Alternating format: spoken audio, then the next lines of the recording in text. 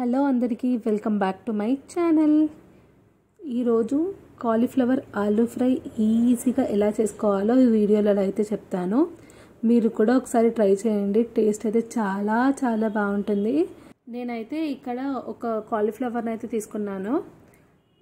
ఇంకా ఒక 4 ఆలూలను అయితే తీసుకున్నాను. ఫస్ట్ అయితే కాలీఫ్లవర్ని మంచిగా కట్ చేసుకోవాలి. కట్ చేసుకొని ఇంకా హాట్ వాటర్లో అయితే వేసుకోవాలి. మంచిగా మరుగుతున్న నీళ్ళలో వేసుకొని కాలీఫ్లవర్ని కొంచెం సేపు అందులోనే ఉంచేస్తే దాంట్లో ఉన్న పురుగులు అవన్నీ అయితే పోతాయి. ఇప్పుడైతే ఒక ప్యాన్లోకి ఆయిల్ అయితే వేసుకోవాలి. దాంట్లోకి ఏమో ఇప్పుడు మనము ఇంతకుముందు కాలీఫ్లవర్ని హాట్ వాటర్లో వేసాం కదా, అది మొత్తం దానిలో ఉన్న నీళ్ళన్నీ తీసేసి దాన్నేమో ఈ ఆయిల్లో అయితే వేసుకోవాలన్నమాట. కాలీఫ్లవర్లని ఇలా కాలీఫ్లవర్ని అయితే మంచిగా ఫ్రై చేసుకోవాలి. దీంట్లో ఇంకేం వేయాల్సిన అవసరం లేదు. ఓన్లీ నార్మల్ కాలీఫ్లవర్ని అయితే ఇలా ఫ్రై చేసుకోవాలి. ఇలా కాలీఫ్లవర్ మంచిగా ఫ్రై అయ్యాక దీన్ని ఒక గిన్నెలోకి అయితే వేసుకోండి. దాని తర్వాత నేను ఆలూని అయితే వేసుకుంటున్నాను. ఆలూ వచ్చేసి నేను చిన్న చిన్నవి తీసుకున్నాను.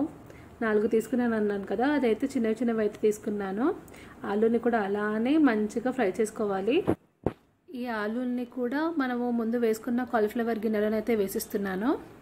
ఇప్పుడు అదే ప్యాన్లోకి కొంచెం ఆయిల్ని వేసుకొని దాంట్లోకి నేనైతే జీరా అవేం తాలింపునైతే వేసుకోవట్లేదు. మీరు కావాలంటే వేసుకోవచ్చు.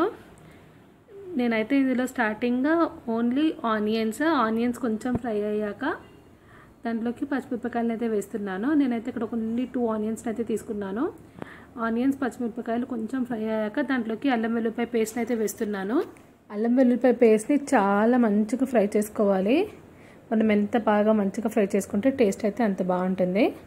ఇప్పుడు మంచిగా ఫ్రై చేసుకున్నాక దీంట్లోకి పసుపు, కారం, ఉప్పునైతే వేసుకుంటున్నాను. ధనియాల పొడిని కూడా వేసుకోండి, బాగుంటుంది టేస్ట్.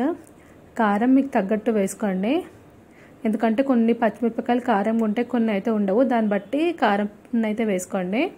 ఇవంతా మంచిగా కలిపాక దీంట్లోకి ఒక 2 టొమాటోస్ని అయితే వేసుకుంటున్నాను. ఈ టొమాటోస్ని మంచిగా సాఫ్ట్గా ఉడికించుకోవాలి. దాని తర్వాత మనము ఫ్రై చేసుకున్న ఆలు ఇంకా కాలీఫ్లవర్ని అయితే వేసుకోవాలి. ఇలాగా దీన్ని మంచిగా ఫ్రై చేసుకోవాలి. దీనిపైన మంచిగా క్యాప్ వేసుకుంటూ మధ్య మధ్యలో కలుపుతూ మంచిగా ఫ్రై చేసుకోవాలి. ఇంకా కాలీఫ్లవర్ ఆలు మంచిగా ఫ్రై అయిపోయాక లాస్ట్లో గరం మసాలాను అయితే వేస్తున్నాను. కసూరి మెతి ఉంటే కసూరి మెతి కూడా వేసుకోండి, టేస్ట్ అయితే చాలా బాగుంటుంది. గరం మసాలా వేసాక దీంట్లోకి ఇంకా కొత్తిమీరని అయితే వేసేస్తున్నాను. ఇంకా కర్రీని అయితే దింపేసుకోండి. చూసారు కదా ఎంత టేస్టీగా ఉంటుందో. ఒక్కసారి కర్రీని అయితే ట్రై చేయండి. ఎవరైనా మంచిగా తినేస్తారు, పిల్లలు కూడా. అన్ని ఇంట్లో ఉన్న ఐటమ్స్తోనే చాలా ఈజీగా అయితే అయిపోతుంది కర్రీ. మీరు కూడా ఒకసారి ట్రై చేసి మీకు ఎలా కుదిరిందో నాకు కామెంట్స్లో అయితే చెప్పండి. ఈ వీడియో కనుక నచ్చితే తప్పకుండా లైక్ చేయండి, షేర్ చేయండి అండ్ సబ్స్క్రైబ్ చేయడం అయితే మర్చిపోకండి.